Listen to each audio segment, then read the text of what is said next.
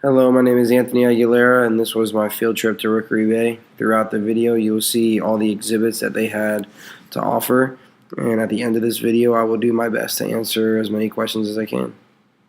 Hope you enjoy.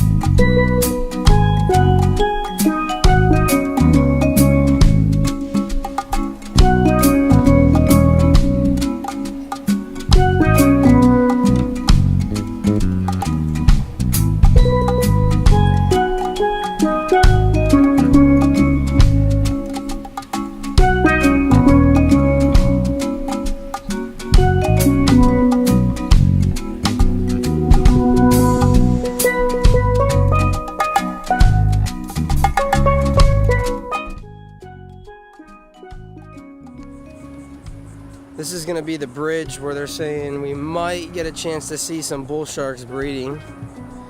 They said they've been doing it all month, and usually around this time, which I believe it's 11:30.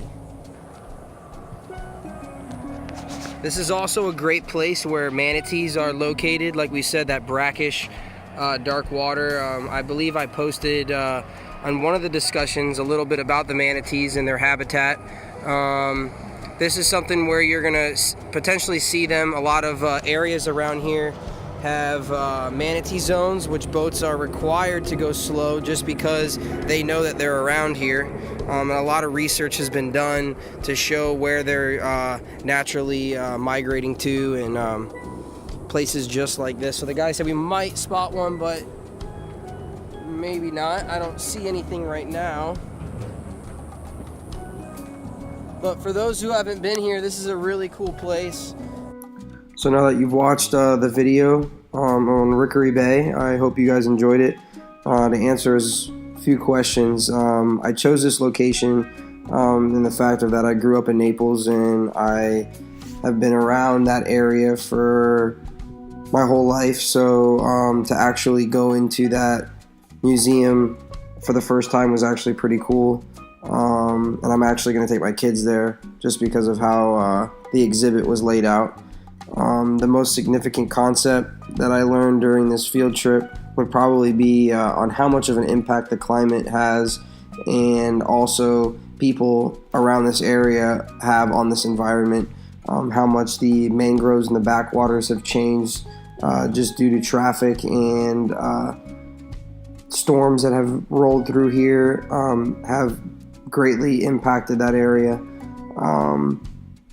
My perception did not change on the marine environment just because I've been around it for so long, and I kind of had an expectation to see a lot of the things I did in that museum, which revolved around climate change and just the way that the hurricane has affected it.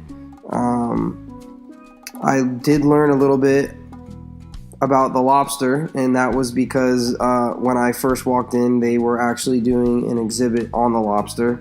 When I went there and I walked through the door, the guy kind of explained to me that there was no specialist there today, but they did have a person there feeding the animals. So I did learn that the lobster has a spur that can be used for a defense, but sometimes they're very minimal, so that lobster might not have as much as a defense as an older one. They also use their antennas for feel and touch, which is pretty cool because just like some of the marine mammals, dolphins and stuff, they have ways of using sound to echo off the floor, and that's how they get their sense. And to realize that lobsters have these antennas, that is what is basically giving them the senses of their surroundings, was pretty cool.